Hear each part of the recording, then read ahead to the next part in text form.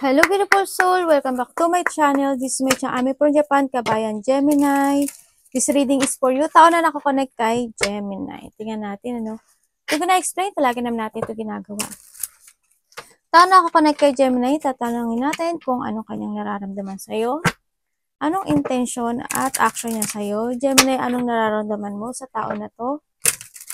Ano ang blind spot na connection ito? Ang energy ni Gemini this November 2024. Universe, ano pong advice kay Gemini this November 2024? At overall energy ni Gemini. Tandaan nyo, maaring ito is magulang nyo, anak nyo, kapatid nyo, kasama nyo sa trabaho, o karelasyon nyo. Okay? Tao na nakakonect kay Gemini. Tao na nakakonect kay Gemini. Anong nararamdaman mo kay Gemini? Show me, show me, show me, show me. Tao nakakonect kay Gemini, anong nararamdaman mo kay Gemini? Maring ito is a vice versa, okay? Anong nararamdaman? Bet, sabay-sawa mga anak ko. Anong nararamdaman mo kay Gemini? Three of Wands. Tingnan natin kung ano si Three of Wands, ha? Ano ang intention mo? Tao nakakonect kay Gemini, anong intention mo kay Gemini? Biglang ganun. The Judgment. Anong action mo kay Gemini? Anong action mo? Tao na ako na kay Gemini. Anong action mo kay Gemini? The Eight of Wands. Gemini, anong nararamdaman mo sa tao na ito? We have the fire sign, ano? Sagittarius, the Judgment, the fire sign, also, and the Three of Wands. Also, the fire sign, no? It's more on Aries, Sagittarius. Yan, puro fire sign siya. Anong nararamdaman mo, Gemini, sa tao na to? Gemini, anong nararamdaman mo sa tao na to?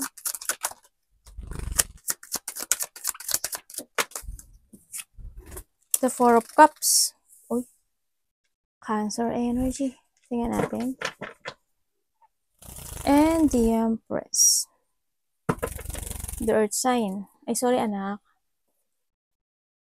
Taurus, Virgo, and Capricorn. Alam, mabetsa-betsa-wang. Anak ko, oh. Alam, mabetsa-betsa-wang ko, diba? Dito ka, anak, dito sa balikat ni mami, magpagpag mo. Kilo, ikaw naman, wag mong inisin ng kapatid mo. Tao na ako na kay Gemini, bakit Three of Wands? Pwedeng explain? Tao na nakakonect kay Gemini, bakit Three of Wands ang nararamdaman mo kay Gemini? The Three of Wands and the Empress. The Libra. And the Earth sign, Taurus, Virgo, and Capricorn. And the Two of Pentacles. Two of Pentacles, the Capricorn, the Sun, and the Six of Pentacles. Ay. Nararamdaman niya sa'yo, I feel hurt. Sinaktan mo daw siya. Tingnan natin bakit. Karoon ba ng separation? Kasi nahandle yung pain. Alam mo yun, nahandle yung pain. Kasi sinasabi niya na. Tingnan natin na. Bakit Empress? Tao na ako na kay Gemini. Bakit Empress? Bakit Empress? Bakit Three of Swords? Maksak. Okay. And the fire sign. More on fire sign to, oh. Okay. Nararamdaman niya sa'yo, I feel mapaka-emotional niya. I feel pain. Kasi, alam niya, naano niya na ikaw yung kanyang twin flame, ikaw yung situation na makakasama niya forever, ganyan. Ikaw yung tao na mahalaga sa kanya. Alam mo yun, nararamdaman niya sa'yo is more on pain. Siyempre, andun pa rin yung gusto niya. Tingnan ko to.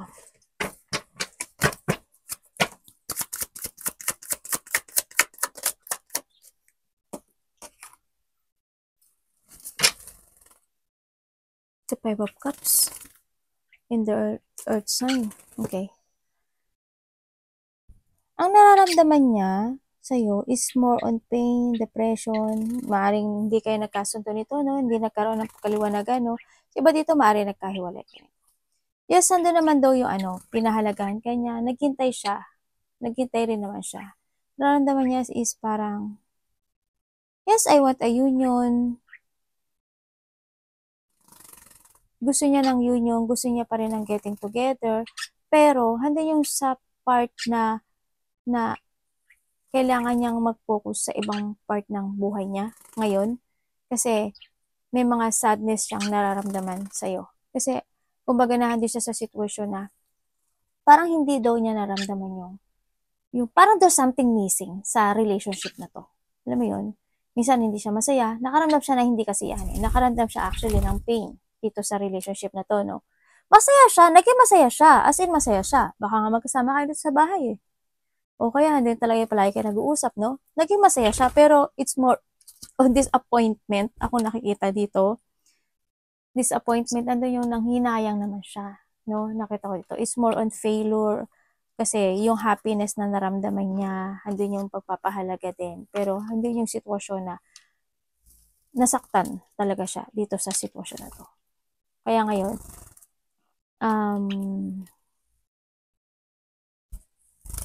gusto niyang magpakatatag. No? Pero andun pa rin yung part na Two of Cups kasi is gusto pa rin naman niya ng union. Gusto niya pa rin ng getting together sa'yo, pero kailangan niya mag-focus sa ibang bagay kasi kumbaga andun yung painful na nararamdaman nito na alam mo yung feeling niya kasi parang napabayaan siya for something, sa iba sa inyo, parang napabayaan siya. Parang hindi ka ganun ka-care. Kumbaga, maaring iba yung thinking mo sa thinking niya in that time, no? Sa nakita ko dito. Kaya nararamdaman niya sa'yo is more on painful, heartache, disappointment, and unhappiness, syempre. Hindi niya inakala na kung magkasama kayo sa inyo, maaring kayo minsan hindi kayo nakakaintindihan. Kung kayo is nagkahiwalay, ganun. Kung kayo is magkasama, nandun pa rin siya sa point na nalulungkot siya kasi yung situation na yun na kahit na kausapin ka niya, tapos kapaliwanagan ka niya, pero iba yung nagiging focus. Parang siya yung nasa sitwasyon na bakit parang siya lang yung kailangang magkaroon ng katatagan or magkaroon ng layunin sa relationship na to. Kung kayo is magkasama ha, kung kayo is magkahiwalay, ganun, more on painful, more on heartache ang naramdaman niya. Pero mahalaga ka sa kanya. Naging mahalaga ka sa kanya at pinahalagahan niya yun. Yung happiness na yun.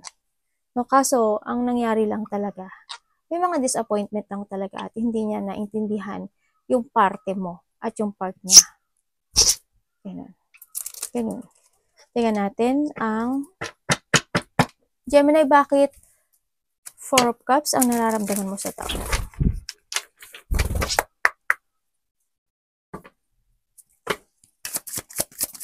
Bakit Four of Cups ang nararamdaman mo sa tao na to? Four of Pentacles, the Capricorn.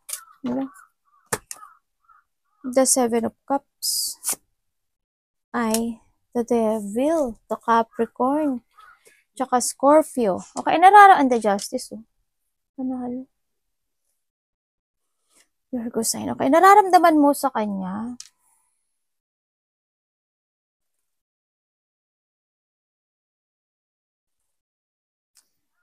you are waiting for something. Hindi mo, nararamdaman sa kanya, hindi mo pa siya ma-release sa sarili mo. Or hindi mo pa siya ma-let go totally, sa nakita ko to. Hindi mo pa siya kayang i-let go. Sa kanya yung still holding itong tao na to. Kasi, gusto mo na clarity eh. Gusto mong itama yung mali na nagaganap or yung maling nangyayari dito sa relationship na to. Nandun pa rin na natrap ka pa rin dito. Gusto mong ma-release yung mga pain, yung mga maling akala o yung mga maling nangyayari, no? Ganun, pagtatama or clarity. Ganyan, ang nakita ko dito. And,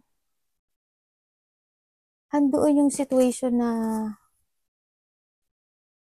pareho siya, 4 and 4. Yung nararamdaman mo sa kanya ganun.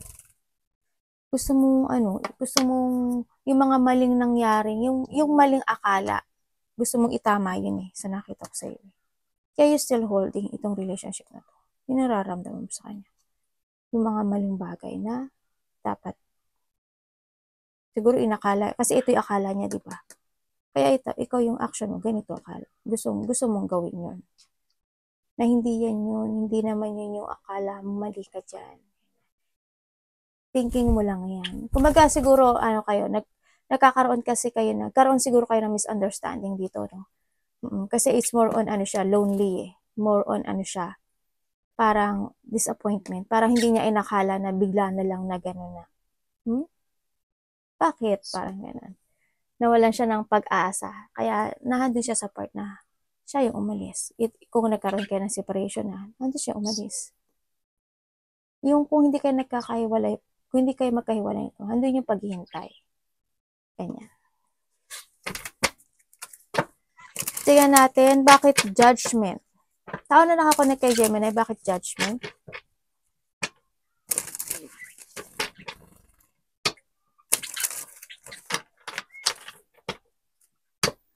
Bakit judgment?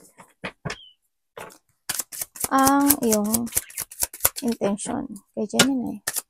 Bakit judgment ang intention mo kay Gemini?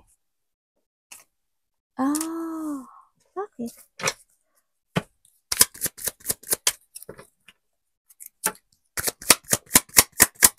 Pisces and the fire sign.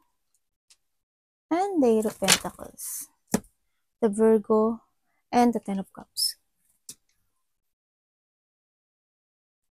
The Pisces. Intention niya sa'yo,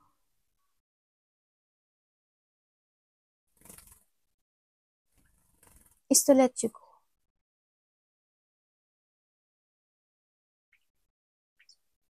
Oh my God, sandali lang. Bakit? Tingnan natin, bakit? Pwede ma-explain sa akin? The Queen of Cups. Okay. We have the water sign and the Page of Cups. Okay. Ang intention niya is, I want to let you go. Sorry Parang hindi siya sa sitwasyon na I want to focus to my dreams. Gusto ko muna mag-focus sa trabaho ko, sa mga dreams come true ko. Andito ako sa sitwasyon na gusto ko muna mag-focus sa sarili ko. I want to create again myself. Sa sarili ko, ganyan, sabi niya. Gusto ko muna magkaroon ng transformation sa sarili ko. Gusto ko muna kampihan yung mga fulfillment, dreams come true ko. And it's more on maturity ang nakita ko sa kanya. Andun yung nagbago na rin yung mga decision niya sa buhay niya kasi more on focus siya sa kanya mga kahilingan or dreams. Andun na rin yung sabi niya, I learned from the past. Sabi niya, I learned from the past. Ngayon, I'm more aware and focusing to my work. And I give hard work and effort to focus to myself. Sabi niya gano'n. Yun na nakita ko sa niya. And then, kumbaga nandun siya sa awakenings. No? Nagkikreate na siya ngayon ng sarili niya. Kung kayo is magkasama nitong tao na to, andun yung sitwasyon na nagkakaroon ng pagbabago sa mga decision, no? Sa nakita ko dito. Andun yung sitwasyon na, okay, fine, tapusin natin yung mga nangyari in the past, and then, we need to try to give effort or hard work sa mga gusto natin. Gusto mo, gusto ko. I want to focus to myself para makamit ko yung mga wish come true ko. No? Kumbaga, kung ano yung gusto mo, gawin mo. Parang ganun nakita ko sa inyo. Giving effort to each other. No? Sa nakita ko. Pero, hindi siya sure dito. Kumbaga, hindi siya sa situation na puprotektahan niya more yung nararamdaman niya sa ngayon. Kung kayo is magkasama nito, ha? Ganun. Kumbaga, dito kasi yung isa is palagi na lang sorry, palagi na lang ganyan-ganyan. Diba? Kaya ngayon, okay, fine. I learn. Aware na ako ngayon. Kumbaga, kung magsusorry ka, aware na ako na anytime pwede mong ma-broke yung promises na yon. Yan na nakita ko. Mag-focus na lang ako sa ikagaganda ng buhay natin or buhay ko, ganyan, ng anak natin, if ever na meron kayong anak, gano'n.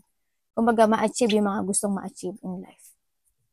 Ganon. Hindi na siya nagpo-focus in a negative way kung kayo is magkasama ha. Pero kung kayo is magkahiwalay, ganon ang nakita ko dito. Pero may action siya, oh, 8 of Wands. Tingnan natin. Bakit 8 of Wands ang action mo sa kanya?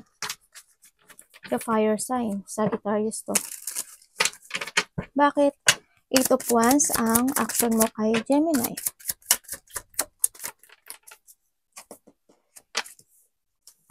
Nine of Swords. Gemini, ikaw to ah. Stress ka ba? And the Six of Wands. The fire sign with Leo. Bakit Nine of Swords? The Hermit. The Virgo sign. Bakit Six of Wands? And the Two of Cups. Okay. Kumbaga, it is sa fire sign, ano? I have the Cancer and the Aquarius. Okay. Ang action niya sa'yo, nag-uusap, ano naman yung pag-uusap? Ano naman yung pag-uusap dito sa dalawa, sa inyo, no? Hindi pa rin naman yung getting together, talking to each other. Pwede pa naman daw. Hindi naman siya totally, hindi naman siya totally nag-boundaries ng bonggang-bongga. Pero handin pa rin yung I want to protect dito kasi I want to protect my cups. Ganun ang nakita ko sa kanya, no? Kumbaga, hindi na rin siya kasi tumitingin sa mga nangyari in the past, eh. Alam mo, hindi na siya, parang hindi na siya sa awakening na I learn from my past, I want to give effort sa mga new things, sa mga positive things sa ngayon. Pero yung past, hindi na. Ando na rin yung paglilet ko rin sa past, eh. No? Ayaw na rin yung isipin yung part. Pero when it comes to sa action, yes, andun pa rin yung movement na pwede pa rin kayong mag-usap, ganyan. Nakita ko dito.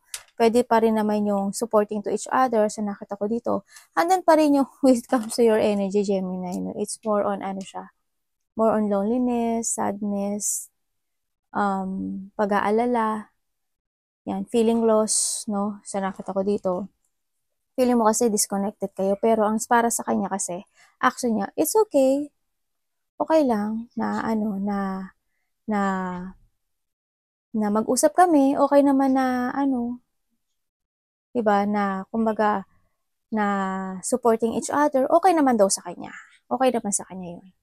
Wala naman yun sa kanya. Pero, hindi siya sa situation na nandun pa rin yung pag-aalala, na naiisip niya pa rin yung maaaring ikaw ito, no, naiisip yung mga nakaraan, ganyan. Pero kasi para sa kanya, let go tapas kasi para sa kanya, no. Andito rin yung sitwasyon na, ayaw naman din niya ng away. I want a harmony. Ang sinasabi nito, I want a harmony, ganyan. Para sa kanya kasi is wala na yun, eh. Okay lang naman daw kung mag-uusap kayo. Anong pwede kong hangman? Naghihintay. Maghihintay. Ano yung ano? No?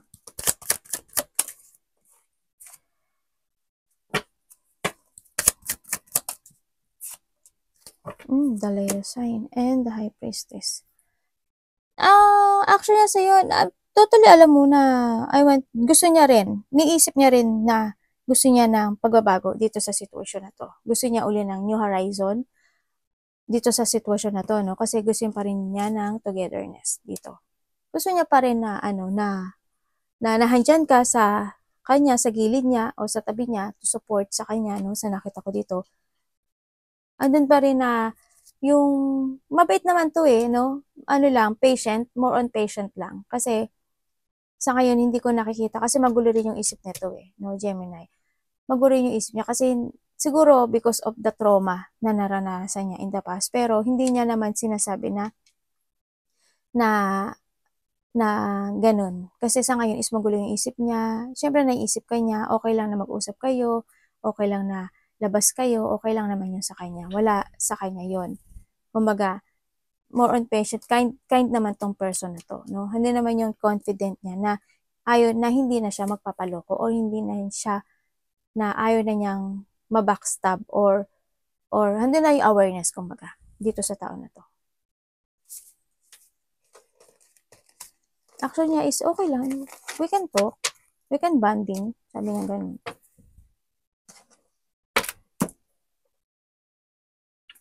Teka lang ha. Tingnan natin ang blind spot na connection ito. Ala, ano tao? May pupo! Anak, saan ang galing yun, anak? Dito. Di talaga, oh. Ano ang blind spot na connection ito? Ay, Diyos ko, medyo marimar. Sandali lang, ha. Ay, alak, sandali. Ay, sako, pupunyo, oo, na ano ng maluga. Ano ang blind spot na connection ito? Maaaring ikaw ito or siya, ha? Ano ang blind spot na connection ito? The Hermit. The Virgo sign. Overall, energy ni Gemini this November. Ano energy ni Gemini this November? 2024. The Knight of Pentacles. The Earth sign. Taurus, Virgo, Capricorn. Advice po universe kay Gemini. The Magician. This air sign. Overall energy ni Gemini this November 2024. Seven of Wands. We have the Leo sign and the Four of Pentacles. The Capricorn. Bakit the Hermit? Tingnan natin, bakit ang blind spot is Hermit? You show me, bakit Hermit ang blind spot ng connection ito ay? Bakit? Bakit?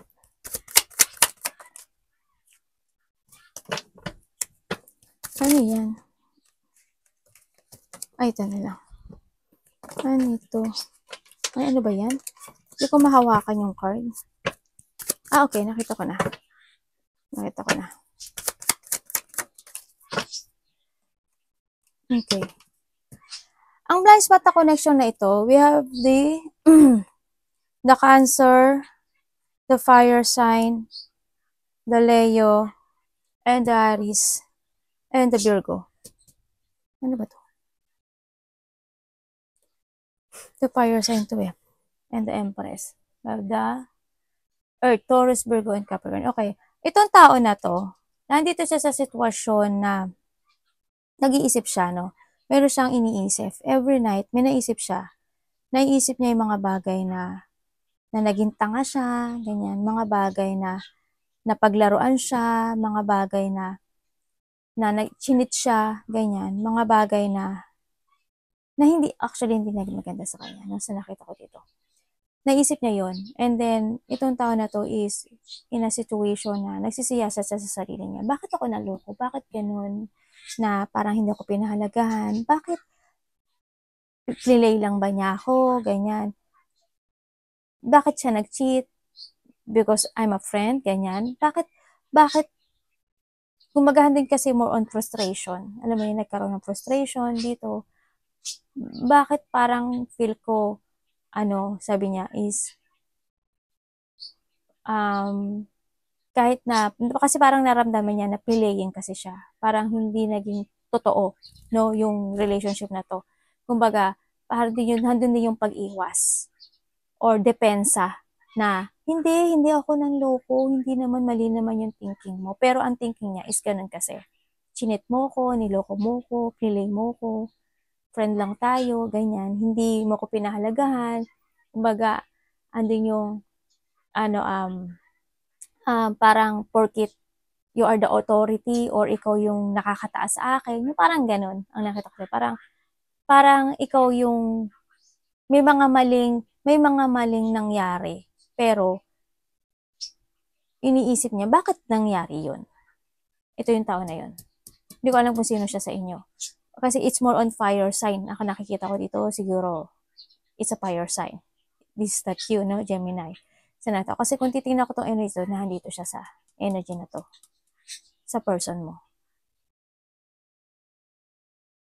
Or vice versa tayo, ha? Ganun na nakita ko. Naisip niya yun. Naisip niya yung mga bagay na mga nangyari in the past. Gumagahan din yung gusto ko muna na, sa ngayon kasi I want alone time, more on focus kasi sa sarili niya. Kasi andi siya sa maybe nagkaroon siya ng trauma, no, parang palagi na lang siyang naloloko, ganyan. Okay lang na pag-usapan niyo ako, it's okay, fine. I want my alone time. I want muna na independent. Gusto ko muna ng sarili ko muna isipin ko. Gusto ko muna ng ganyan. Ganun. Kung kayo naman is magkasama nito, isa sa inyo is nag-iisip at wala nang tiwala. Ganun. More on frustration, no? Sa nakita ko dito. Tingnan natin ang Nine of Pentacle, Earth sign. Bakit ito ang energy mo, Gemini? Bakit energy ni Gemini is Nine of Pentacle? The World and the Seven of Coin. The Taurus and the Eight of Coin. The Virgo. Okay, ang energy mo ngayon is finish the unfinished or developing something. No? Sa nakita ko ito. Huwag kang magmadali sa lahat ng bagay. You need to give effort to develop yung mga bagay na dapat mo i-develop, mga bagay na dapat mo ma-achieve, yung mga bagay na gusto mo ma-fulfill in life. Patient. Siyempre, sinasabi ito, kailangan mo daw maging patient, give hard work and effort dito, no? And growth, siyempre, you need ng growth. Kumbaga, may mga sitwasyon na dapat mong i-change sa'yo. Slowly but surely, gawin mo daw yung mga bagay para magkaroon ng mga pagbabago when it comes to yourself. Sa trabaho mo, sa relationship mo, sa sarili mo, or sa mga bagay na hindi naging good in the past, ganyan. And sa ngayon daw is more on, there's a, kumaga, progress. Progress, ano? Steady but progress and patient. Yun ang energy mo ngayon. Is developing something in your life. Tingnan natin. Universe, bakit Magician? Ang advice nyo to show me. Bakit Magician ang advice nyo kay Gemini? There's something wrong, no? Sa part nyo, Gemini. So, nakita ko dito. We have the Eight of Swords. This is your energy. And the Devil, the Capricorn. And the Moon and the Judgment. Okay, the fire sign again. And the Pisces, the Magician is the air. Okay, ang advice na sa'yo is the choices is always available para sa'yo. Huwag kang mag-focus sa mga pains, huwag kang mag-focus sa mga disappointments, sa frustration, at huwag kang magkaroon ng self-imprisonment, and you are not also the victim and negative thought. Yan, iwasan mo yun. Yung mga pag-iisip every night na hindi naman maganda. Maybe you are na night shift, ano, sa iba. Tulog-tulog din. And syempre, magbago ka daw ng mga decisions in life. Kailangan mo ngayon ng transformation. Start a new beginning in your life. Take it action to create a beginning of your life. To create a new you, syempre. And self-awareness, self-evaluation. This is a time to decide. No, may mga dapat kang i-let go sa the sadness, the old version of you, ganyan, yung mga sitwasyon na mga mali. Yan, developing, kasi it's more on developing kasi nakita ko to. Yun ang start a new beginning. Huwag kang malito at huwag ka lang mag-illusion. You need mo din kasi na mag-take it action to create yourself. Diba? Action dito. Huwag ka lang daw mag-manifest. Kumbaga, awakening dito. No? Learn from the past. Sinasabi nito. You need to learn from the past. Tingnan natin, Four of Pentacles, ang overall energy ni Gemini. Isa Capricorn. Bakit Four of Pentacles ang overall energy ni Gemini this November? The Six of Coin, the Taurus, and the Queen of Swords. The Earth sign. And we have the High Priestess, the Water. Ay! Naku, Pau! Yan na, ang pupo. Teka lang. Ang energy mo ngayon is bring balance, no? Kumbaga, kailangan ng balance. Focus to yourself, kailangan sa'yo ng self-care, kailangan mo ngayon magpakatotoo sa sarili mo. Huwag kang mag-isip ng negative, syempre. Huwag mong isipin na hindi, you are not worth, ganyan. Huwag mong isipin na yung mga negative things, no? Huwag huwag ka daw malito, kailangan mo na ngayon is maintindihan or kailangan mo na ngayon is magkaroon ng aware sa mga bagay na mga nangyari in the past, kumbaga. No? Ang overall energy mo is valuing yung mga tao na nakakausap mo, valuing yourself, valuing your coin, or focus to the future. So, nakita ko ito sa iba. Kailangan ngayon is gratitude. Kumbaga,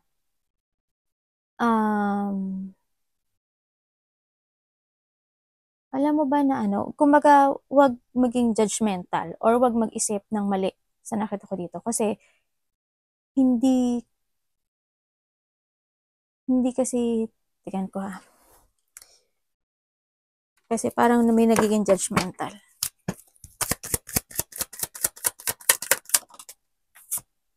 The Four of Wands. The fire sign. Sabihin, nadja-judge ka ng fire sign, sa nakikita ko dito. We have the Nine of Coins. The Virgo. Okay, ang mo dito is, may tao kasi dito na parang hindi kanya naintindihan, no? Siguro naisip niya na hindi mo siya binalyo. Sarili mo lang iniisip mo ganyan. Energy mo ngayon is, look to the future, syempre. Kailangan dito na, huwag mong linlangin yung sarili mo. Magpakatotoo ka rin din sa sarili mo. Kailangan mo ngayon ng happiness, no? Kung kinakailangan na may gusto kang kausapin mo, no? Sa nakita ko dito. This is a time na rin naman din kasi ng union. Also, there's a union or getting together with your family, twin flame, friend, something ganyan, no? Kailangan na dito ng balancing relationship ang sinasabi dito. Yun ang kailangan. Kailangan na ngayon is discipline, no? Ang nakita ko. Yun ang energy mo ngayon is getting together with something. Maaring may mga coming home or may mga sitwasyon na magkakaroon ng parties, event, yan, mga close friends. May mga sitwasyon na baka may pupuntahan ka mga wedding or coming home, no? Ganyan, sa iba.